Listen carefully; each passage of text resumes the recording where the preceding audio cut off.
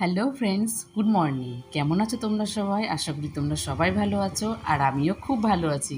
ইন্দ্রপুর প্রিয়া চ্যানেলে নতুন একটা ভিডিওর সঙ্গে তোমাদেরকে অনেক স্বাগত জানাই আর অনেক ভালোবাসা। তো আজকে সকাল থেকে ব্লগটা স্টার্ট করেছি, আর প্রচণ্ড গরম পড়ে গেছে। গরমের মধ্যে তো কোনো ব্লগ শ্যুট করতে ইচ্ছেই করে না। তো অনেক দিন পর ভাবলাম যে যখন একটু বিয়েবাড়িতে যাব, তো বিয়েবাড়িতে ব্লগ শ্যুট তো ঠিকভাবে করতে পারি না, তো ভাবলাম আজকে সকাল থেকে ব্লগটা স্টার্ট করি। তাই সকাল থেকে ব্লগটা স্টার্ট করলাম। সারাদিন তো দেখাতে পারবো না, যতটুকু পারবো এই গরমের মধ্যে ততটুকু তোমাদের সঙ্গে শেয়ার করব। তো দেখো, ফার্স্টে আমি সকালবেলা উঠে রান্নাঘরে এসে গেছি, কারণ বরের ইচ্ছে যে বর চাউমিন খাবে।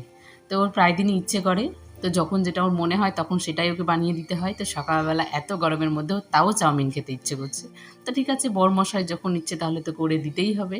এর জন্য দেখো আমি রেডি, মানে এসে রান্নাঘরে এসে আমি বরের জন্য চাউমিন বসিয়ে দিয়েছি। তো আগে কাটাকুটিগুলো করে এই সাইডে ভাজতে বসিয়ে দিয়েছি, আর এদিকে পাশে চাউমিনটা সিদ্ধ করে নিচ্ছি। কেননা এই গরমের মধ্যে যত তাড়াতাড়ি হয় রান্নাঘর থেকে রান্না করে তাড়াতাড়ি যাও, এতটাই গরম পড়েছে।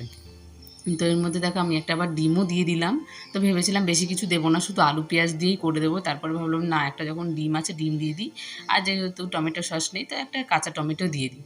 তো ওদিকে আমি দিয়ে দিলাম, আর এদিকে এখানে চাউমিনটা আমি সিদ্ধ করে জল দিয়ে ভালো করে ধুয়ে রেখেছিলাম, কারো যাতে গায়ে গায়ে না লেগে যায় এই জন্য। তো এটা আমি আমার শাশুড়ির থেকে শিখেছি। মানে রান্না করছো তুমি? ডাল আলু রান্না করছো? কে খাবে? তুমি খাবা? আর কে খাবে? হ্যাঁ, ঠাম্মি খাবে। আর কে খাবে? হ্যাঁ, রান্না হচ্ছে। কি রান্না করছো তুমি? আর তুমি এটা কিসের ওপর দাঁড়িয়ে আছো? চলে আসো, হাত পুড়ে যাবে কিন্তু। নেমে যাও, হাত পুড়ে যাবে। নামো, নামো।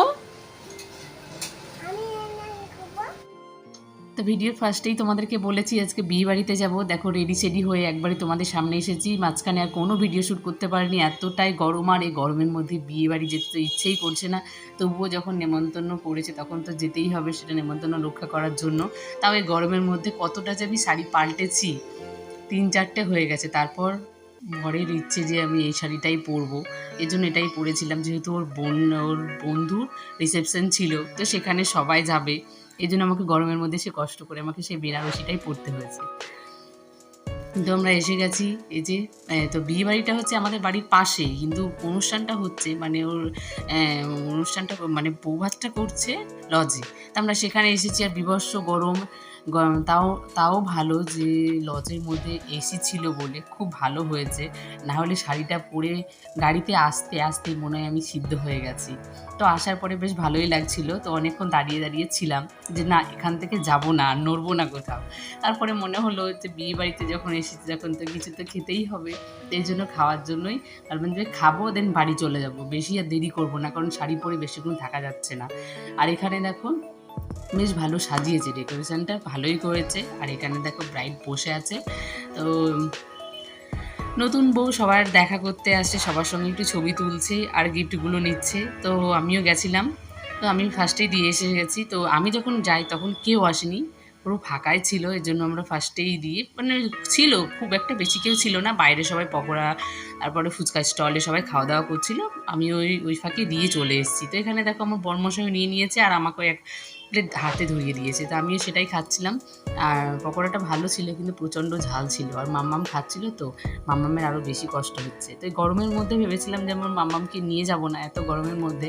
তারপরও না, আমার ওকে কোথাও রেখে যেতে মন চায় না, কারণ ও বাড়িতে কি করবে, কার কাছে থাকবে, যদিও সবাই দেখবে তারপরেও আমার চিন্তা থাকে যে কোথাও গেলে একটু আনন্দ করলে মাম্মামকে খুব মিস করি। তাই আমি কোথাও রেখে যেতে চাই না ওকে। যে আরও খুব ভালো আনন্দ করেছে, যাওয়ার পরে যে ভেতরে গান চলছিল, ভালো নাচছিল। তো এইসবগুলো আমি এর জন্য ওকে আমি কোথাও ছেড়ে যেতে চাই না, যে আমার কষ্ট হোক, ওর পাপাও কোথাও রেখে যেতে চায় না, যে ওরও কষ্ট হোক, আমরা যতই কষ্ট হোক আমাদের, কিন্তু কোথাও আমরা রেখে যেতে চাই না। কারণ সেই ওর আনন্দ মুখটা, ওর হাসি মুখটাই দেখলে সেটাই আমার ভালো লাগে। এই জন্য ওকে যেখানেই যাই সঙ্গে করে বেঁধেই নিয়ে যাই। আর আমার মনে হয় না কোথায় যে ওকে আমি রেখে যাই। আমি কোথাও গেলেই আমি ওকে মানে না নিয়ে গেলে আমার সেটা ভালো লাগে না। তো এখানে দেখো খাওয়ার জায়গায় আমরা বসে গেছি। তো খেতে প্রায় 1.5 ঘন্টা লেগে গেছে, কারণ 2 ব্যাচে দিচ্ছিল। পাশের ব্যাচটাকে বসিয়ে রেখেছিল, তারপরে আগেরটাকে দিচ্ছিল। তো যেহেতু জায়গা পাওয়া যাচ্ছিল না, তারপরে অনেক রাত হয়ে গেছিলো, তারপরে আস্তে আস্তে সবাই আসছিল। তো এই জন্য আমাদেরকে দেখো অনেকক্ষণ বসিয়ে রেখেছিল। তারপরে আমরা দেন খাওয়া দাওয়া করে বাড়ি এসে গেছি। তারপরে আর এনার্জি ছিল না, ভিডিও করিনি, ঘুমিয়ে পড়েছি। তো সকালে উঠে দেখো আবার গুড মর্নিং সবাইকে। তো বর চলে গেছে কোথায় ঘুরতে, তো আমি ভাবলাম যে একটু চা খাই, আজকে খুব চা খেতে ইচ্ছে করছিল। তো গরমের মধ্যে যেহেতু আমি চা খাই না, তারপরেও মনে হলো যে খিদেও পেয়েছে, রাতেরবেলা ঠিকঠাক করে গরমের মধ্যে খেতে পারিনি। এই জন্য সকালবেলা উঠে আমি চা আর মুড়ি নিয়ে বসে পড়লাম খেতে। আর বর যখন আসবে তখন ওকে করে দেবো।